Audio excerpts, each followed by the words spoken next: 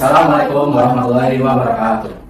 Pertama-tama mari kita panjatkan puji dan syukur atas kehadiran Tuhan Yang Maha Esa, karena dengan atas rahmat-Nya dan karunia-Nya kita dapat berkumpul dalam sehat walafiat. Pada kesempatan kali ini kami akan membahas mengenai pembesaran prostat, yaitu dalam istilah medis mengenai prostat hiperplasia.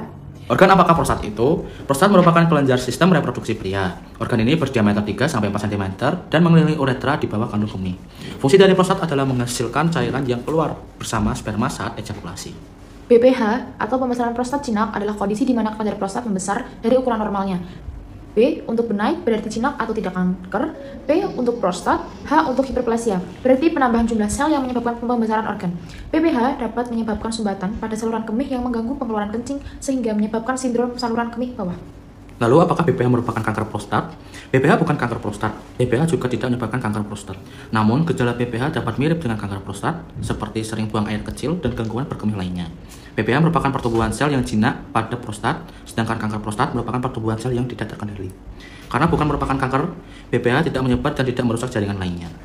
Seiring bertambahnya besarnya prostat, saluran kemih akan terdesak dan menyempit, yang mengakibatkan aliran air kencing dapat terganggu, sehingga pengosongan kandung kemih juga akan terganggu.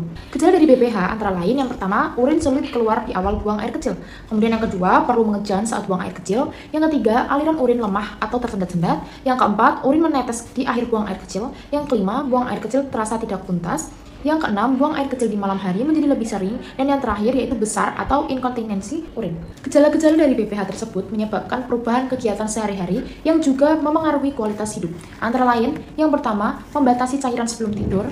Yang kedua, menghindari tempat tanpa toilet. Yang ketiga, membatasi cairan sebelum berpergian.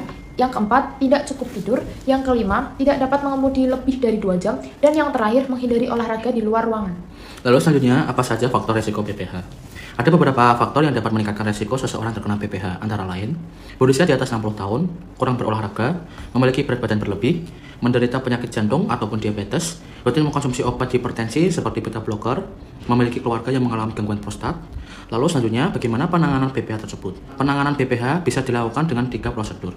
Yang pertama ada konservatif dan penanganan gejala dengan obat alpha blocker. Ini dilakukan untuk pasien dengan gejala ringan sedang. Prosedurnya termasuk manajemen diet dan gaya hidup. Tujuannya untuk mengurangi resiko diperlukan operasi. Namun, dampak negatif dari terapi konservatif adalah kemungkinan untuk memperburuk kondisi bila tidak konsisten. Yang kedua, ada terapi invasif minimal.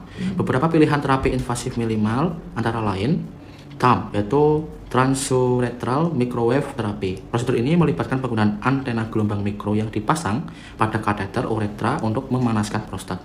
Lalu ada TURP. Ini menggunakan listrik untuk memanaskan pita logam tipis yang memotong jaringan prostat menjadi potongan-potongan kecil. Lalu juga ada terapi laser. Ini menggunakan laser untuk menguapkan jaringan prostat. Dan yang terakhir ada pembedahan. Melibatkan pembedahan dan pengangkatan bagian dalam prostat melalui sayatan pada perut bawah. Prosedur ini dilakukan pada BPH parah yang ukurannya telah mencapai lebih dari 100 ml. Prosedur ini dilakukan oleh dokter spesialis urologi.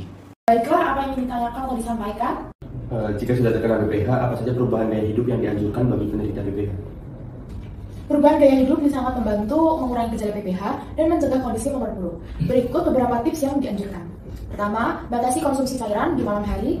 Hindari minuman terlalu banyak sebelum tidur untuk mengurangi frekuensi buang air kecil di malam hari ataupun nokturia.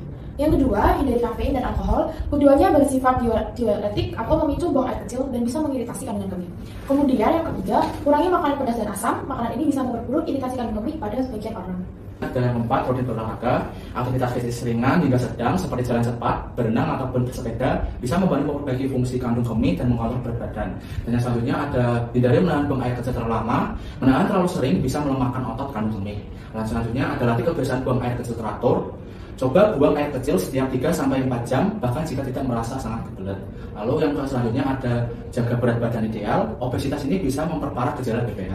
Dan yang terakhir ada kurangi stres. Stres dapat memperburuk gejala, jadi penting untuk menjaga kesehatan mental. Demikianlah penyuluhan yang dapat kami sampaikan mengenai pembesaran prostat ataupun BPH tersebut. Semoga informasi yang kami berikan dapat bermanfaat pada Bapak dan Ibu sekalian, khususnya dalam menjaga kesehatan dan mengenali gejala secara hidup. Terima kasih atas perhatian dari Bapak dan Ibu sekalian. Semoga kita selalu diberikan kesehatan dan keberkahan. Wassalamualaikum warahmatullahi wabarakatuh.